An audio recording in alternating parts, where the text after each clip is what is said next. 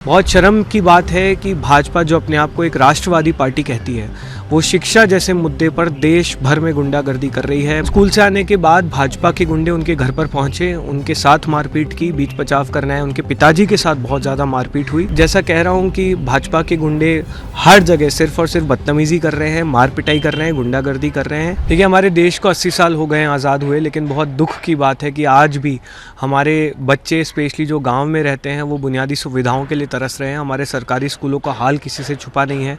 पिछले कुछ सालों में 95,000 स्कूल इस देश में बंद हुए हैं। राजस्थान में 10,000 स्कूल बंद कराने की कोशिश की गई। उत्तर प्रदेश में 30,000 स्कूल बंद कराए गए हैं। तो ये जो हमारी कैंपेन है, ये हमारी सरकारी स्कूलों को ठीक करने के लिए कैंपेन शुरू की गई है, जिसमें विशेषकर फोकस गाँवों में रहेगा।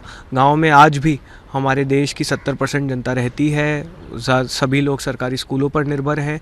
तो हम उन बच्चों के लिए लड़ रहे हैं। हम देश के लोगों से, देशवासियों से आह्वान करते हैं कि आप सभी लोग अपने अपने सरकारी स्कूलों का दौरा करें, उनकी ऑडिट करें। वहाँ के सरपंच, वहाँ के जो सरकारी अफसर हैं, प्रशासन है, उनसे निवेदन करें, रिक्वेस्ट करें कि वो उन स्कूलों को फिक्स करें। और वो स्कूल नहीं ठीक करते हैं तो आप लोग वहाँ पर प्रदर्शन करिए। बुनियादी शिक्षा हमारा संवैधानिक अधिकार होना चाहिए, हमारा फंडामेंटल राइट होना चाहिए, और हम अपने बच्चों का भविष्य बर्बाद नहीं होने देंगे। बंगाल में आपके साथी के साथ मारपीट हुई, उसके पिता की डेथ। बंगाल से बहुत बहुत दुखद खबर हमें आज सुबह पता पड़ी। हमारे वॉलंटियर हैं, जंतर मंतर पर भी लगातार मौजूद थे अब्दुल। तो परसों वो स्कूल ठीक करो कैंपेन के तहत अपने गांव के स्कूल विज़िट करने गए थे। कपास इंदस पुलिस स्टेशन पड़ता है बांकुड़ा डिस्ट्रिक्ट में। लेकिन स्कूल से आने के बाद भाजपा के गुंडे उनके घर पर पहुंचे, उनके साथ मारपीट की, बीच बचाव करना है। उनके पिताजी के साथ बहुत ज़्यादा मारपीट हुई और आज सुबह अर्ली मॉर्निंग उनके पिताजी की डेथ हो गई है। तो हमारी पूरी टीम आज रात को बंगाल जा रही है। हम अब्दुल को और उनके परिवार को इंसाफ दिलाकर ही दम लेंगे। बहुत शर्म की बात है कि भाजपा जो अपने आप को एक राष्ट्रवादी पार्टी कहती है वो शिक्षा जैसे मुद्दे पर देश भर में गुंडागर्दी कर रही है, मारपीट कर रही है। परसों हम लोग अलवर में मौजूद थे, वहाँ पर भी भाजपा के गुंडों ने आके मारपीट की। हर जगह आप सिर्फ और सिर्फ गुंडागर्दी, मार पिटाई कर रहे हैं। आप शिक्षा की बात नहीं करना चाह रहे हैं। तो ये आपकी सोच दर्शाता है, ये आपकी मानसिकता दर्शाता है। लेकिन सीजेपी आप लोगों से डरने वाली नहीं है। हम लोग इस देश के स्कूल ठीक कराकर ही दम लेंगे।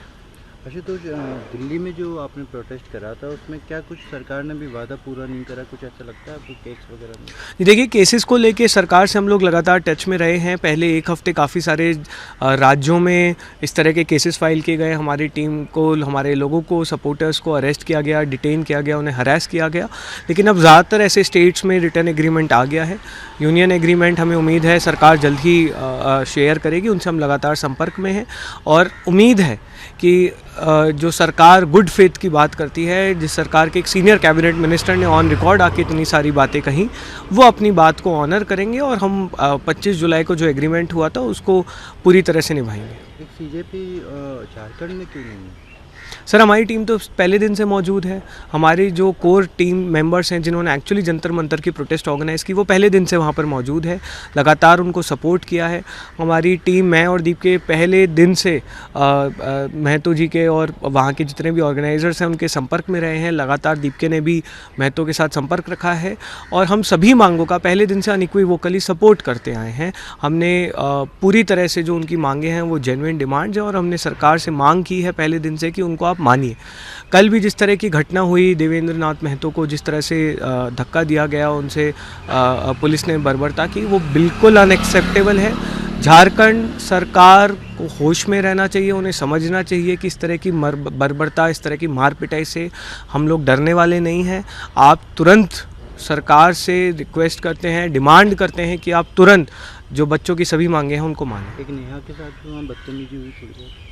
देखिए, वो तो मैं जैसा कह रहा हूँ कि भाजपा के गुंडे हर जगह सिर्फ और सिर्फ बदतमीज़ी कर रहे हैं, मार पिटाई कर रहे हैं, गुंडागर्दी कर रहे हैं। बहुत शर्म की बात है कि एक राष्ट्रवादी पार्टी शिक्षा के नाम पर इस तरह की मार पिटाई करती है, कभी भी किसी भी प्रकार के डिबेट में इंगेज नहीं करती।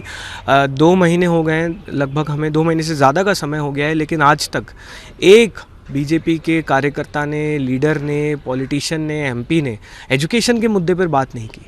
उन्होंने सिर्फ यही चीज़ें बोली कि ये लोग एंटी नेशनल हैं, पाकिस्तानी हैं, वायरस है, दहशतगर्द है। आज तक आपने हमसे एजुकेशन के मुद्दे पर डिबेट नहीं की, और अब जब हम स्कूल ठीक कर रहे हैं तो आप और सरेआम गुंडागर्दी कर रहे हैं। अलवर में तो इन्होंने हिस्ट्री शीटर को भेज दिया मार पिटाई करने के लिए बच्चों के सामने। तो ये इनकी मानसिकता दर्शाता है, और देश देख रहा है। मतलब आप समझिए, देश आपकी असलियत देख रहा है। आप खुद बेनकाब हो रहे हैं इस देश के जनता के सामने, और आप करते रहिए। हम तो डरने वाले हैं नहीं, लेकिन आपका पूरा स्वागत है। आप इसी तरह की गुंडागर्दी करिए और अपनी सच्चाई खुद ही देश के लोगों को बताइए। हाल के लिए उससे पहली बार राष्ट्रीय गान का मतलब राष्ट्रीय गीत का गायन हुआ। जी नहीं, बिल्कुल नेशनल सॉन्ग वंदे भारत हमारा जो है हमारे लिए उसके क्या मायने हैं सबको पता है। बहुत बहुत ज़्यादा जज्बात पैदा होते हैं कि जब हम वंदे मातरम सुनते हैं, हमारा जनगण मन सुनते हैं। तो ये अच्छी पहल है, स्वागत करना चाहिए, और देश में सभी लोगों को हमारा नेशनल सॉन्ग, नेशनल एंथम गाना लेकिन चाहिए। इसका अपमान करते हुए नजर आए सोनिया गांधी और खड़गे साहब, रुकवाते हुए नजर आए। मुझे इस बारे में ऑनेस्टली कोई जानकारी नहीं है। कल मैंने इतने वीडियोस देखे नहीं, क्योंकि बंगाल की और अलवर की जो घटना थी उसमें हम काफ़ी ज़्यादा बिजी थे। लेकिन देखिए, डिसरिस्पेक्ट तो पूरी तरह से अनएक्सेप्टेबल है, जिसने भी अगर की है। अपमान बिल्कुल नहीं होना चाहिए। आप हमारे नेशनल सॉन्ग, नेशनल एंथम का पूरी तरह से सम्मान करें, और डिसरिस्पेक्ट बिल्कुल अनएक्सेप्टेबल है। पूरा ना गाया जा सके, मतलब पूरा गायन रोका जाए, इसको लेकर भी प्रावधान लाने की बात कर रही है अगर सत्ता में आती कांग्रेस, तो ये उनका कहना है। देखिए, इसका जवाब तो मेरे को लगता है कांग्रेस बेहतर दे सकती है।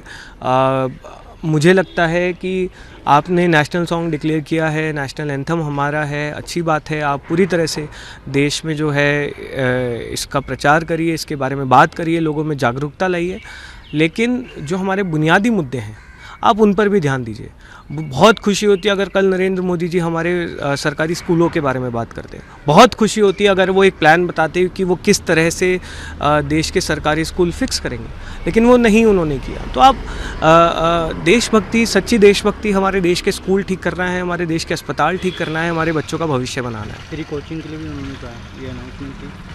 आप हमारे सरकारी स्कूल फिक्स करिए, कोचिंग की ज़रूरत ही क्यों पड़नी चाहिए? कोचिंग की ज़रूरत तो तब पड़ती है जब स्कूल अपना काम ठीक से नहीं कर पाते हैं। तो आप सरकारी स्कूलों पे ध्यान दीजिए। आप ये बताइए कि आप उन स्कूलों को फिक्स कैसे करेंगे।